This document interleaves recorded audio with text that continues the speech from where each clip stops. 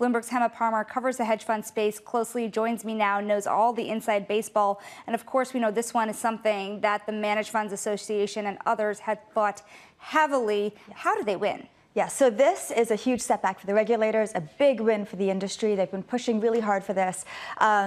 This rule essentially would have been cost expensive. It would have been very expensive. It would have been time consuming.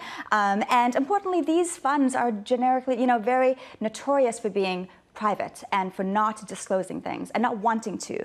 So this would have meant that they would have had to have disclosed things about their fees and their expenses that they may not want to have. Well, let's talk more about those fees and expenses here, because why is this such a closely held secret? How do these fees work? Why does the fund want to keep them secret in the first place? Right. So hedge funds and private equity firms, they charge typically 2% of assets, 20% of gains.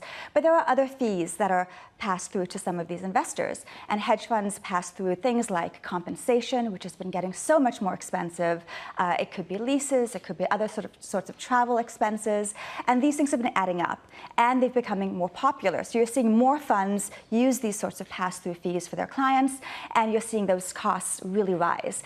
But it's not always super clear what's being passed through, and it's not always super clear with the amount that is, how much is allocated to certain things. And of course, the point that the Managed Funds Association was making here is that these are sophisticated investors, big boys and girls that can sit there and negotiate these fees in private funds. But the SEC, even though they were fought and really defeated on this one, it's not that they had been defeated in all cases. What is the SEC really been doing here to overhaul this massive private asset industry? Right. So they've been making a big push to really increase transparency. This industry is known for being relatively opaque. And so they've been pushing to do a variety of different things. Some have worked out, some have not. Earlier, they imposed rules to limit the preferential treatment that some larger investors may get. If a fund wants to move something out of one fund into another, they've been asking that an independent auditor be needed to value those positions. They scrapped a fee that would have made it easier for investors to sue fund managers if performance was bad. But in general, you are seeing this massive push to increase transparency.